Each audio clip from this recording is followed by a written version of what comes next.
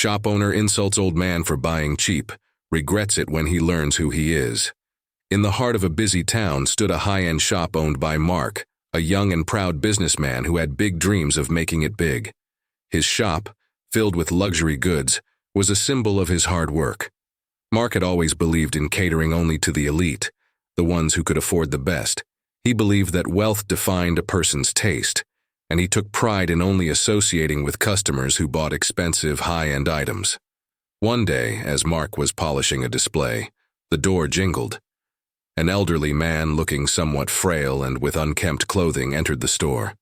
He shuffled slowly, carefully examining the shelves, seemingly unaware of the expensive surroundings. Mark's eyes rolled. Another one of those budget shoppers, he thought. He watched as the elderly man picked up a cheap item, a simple, inexpensive scarf, and made his way to the counter. When the old man reached Mark, he could barely contain his disdain. Who does he think he is coming into my shop with such cheap taste?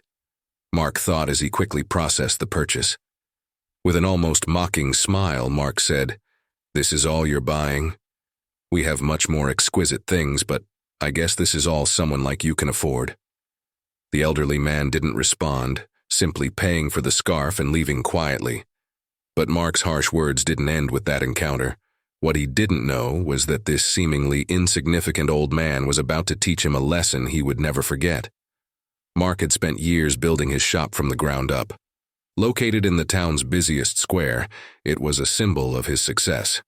He catered exclusively to people with expensive tastes, displaying only top-notch brands.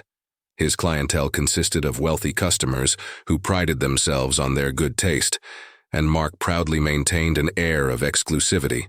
The thought of selling a cheap item to anyone made him uneasy. On that particular afternoon, as Mark was rearranging the displays, the old man walked in. His clothes were clearly worn, his shoes scratched, and his hair thinning with age. The elderly man seemed to wander the aisles without much urgency, glancing here and there at the merchandise. Mark kept his eyes trained on him from behind the counter. When the elderly man picked out a scarf from a small display of basic accessories, Mark could feel a sense of superiority take over. He had become accustomed to his customers purchasing high-end handbags, expensive jewelry, and designer suits. The thought that someone could come into his store and choose such a simple item was almost insulting. The old man carefully placed the scarf on the counter and fumbled for his wallet. Mark took the opportunity to show his superiority, his words dripping with arrogance. "You know," Mark began, "we have some beautiful silk scarves and designer brands that I think would really suit someone like you better. This one, it's rather basic." His voice was condescending, and his smirk was unmistakable. The elderly man gave a slight nod but didn't respond. Mark processed the payment, his thoughts lingering on the old man. Why would someone who looked like him even bother with a store like mine? As the old man shuffled out of the store, Mark couldn't help but shake his head. He had dealt with this kind of customer before. People who couldn't understand the value of high-quality items were beneath his notice. Mark chuckled softly to himself. Well, he'll never be back, he thought. The days passed and Mark went about his business as usual, continuing to serve his upscale clientele. He had all but forgotten about the old man and his simple scarf. That is, until a few days later when the door to the shop chimed again. Mark glanced up, expecting to see a well-dressed customer. To his surprise, the same elderly man walked in, but this time, he was not alone. He was flanked by a group of well-dressed individuals, each exuding wealth and confidence. The elderly man, once seemingly humble and frail, now carried himself with an air of authority. His companions had a different energy, calm, composed, and confident. The group walked toward the counter, and Mark's eyes widened as the old man approached. He quickly realized that he had made a huge mistake. The elderly man, whose appearance had led Mark to assume he was poor, was no ordinary customer. The old man smiled politely as he approached. "I'm back," he said, "and I'd like to purchase some more items from your store." Mark stammered, his mind racing. What was happening? Was this a prank? Why were these well-dressed people with him now? He had just insulted this man, and now it seemed he had misjudged him completely. The elderly man continued, his voice calm yet firm. "You may remember me. I was here a few days ago, and I had some rather unpleasant interactions with you."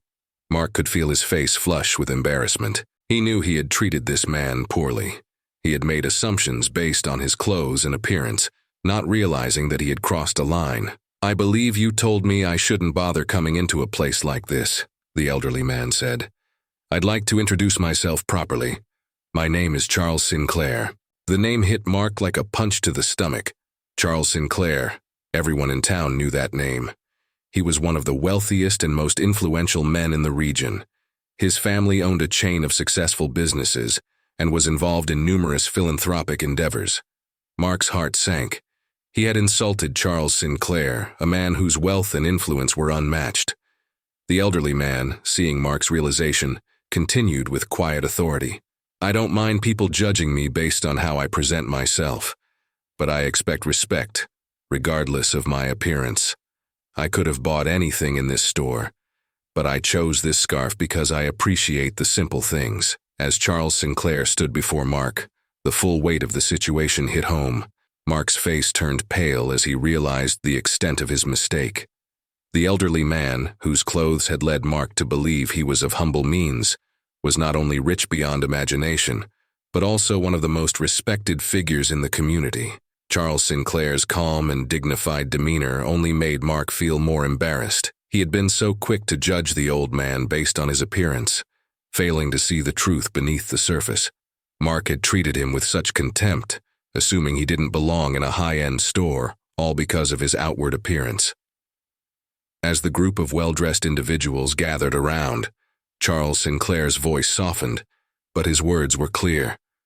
"I didn't come here to make a scene," he said. "But I hope you understand the lesson here.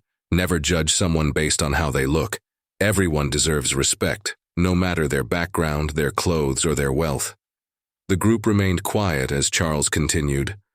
"I'm here to support your business, but I expect a change in attitude toward all customers, not just the ones you deem worthy.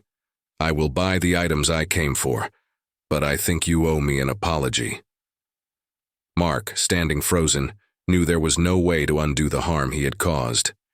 He had judged too quickly, too harshly. But now, he had the opportunity to make things right. Mark quickly composed himself, his eyes filled with regret. He looked at Charles Sinclair and his companions, realizing just how wrong he had been. His pride, his assumptions, had cost him. He had almost lost the chance to learn from this moment, but now he had no choice but to make amends. "I am so sorry, Mr. Sinclair," Mark said, his voice genuine. "I misjudged you completely. I should have never treated you that way. You deserve respect, and I'm sorry I failed to show that." Charles Sinclair nodded, his expression softening. "Apology accepted," he said. "But I hope you truly understand why respect is so important, no matter who walks through the door." With that, Charles and his group continued their shopping. Mark stood behind the counter, a changed man. He had learned a valuable lesson about humility and the danger of judging others based on appearances. By the time the Sinclair group left the store, Mark had promised himself that from that day forward, he would treat all customers with the same level of respect, regardless of their clothing or background. Charles Sinclair made his purchase, and as he left the store, he turned to Mark once more. "I hope your business continues to thrive," he said. "But remember, true success is built on respect." Mark never forgot the lesson that day, one that would shape not only his business, but also his outlook on life. He realized that wealth, status, and appearances were only superficial measures of a person. It was the way people treated others that defined them, not their clothing or their bank accounts. From that moment forward, Mark treated every customer with kindness and respect, no matter their appearance. His business flourished not just because of the high-end items he sold, but because people could sense the change in his attitude. He had learned that success came not from selling luxury goods, but from creating an atmosphere where everyone felt welcome, valued, and appreciated. Charles Sinclair's lesson was simple but profound. Treat people with dignity, and you'll see your life and business grow in ways you never imagined. Mark now understood that true wealth wasn't about the things people owned, but how they treated others along the way. And from then on, he would always remember to never judge a book by its cover,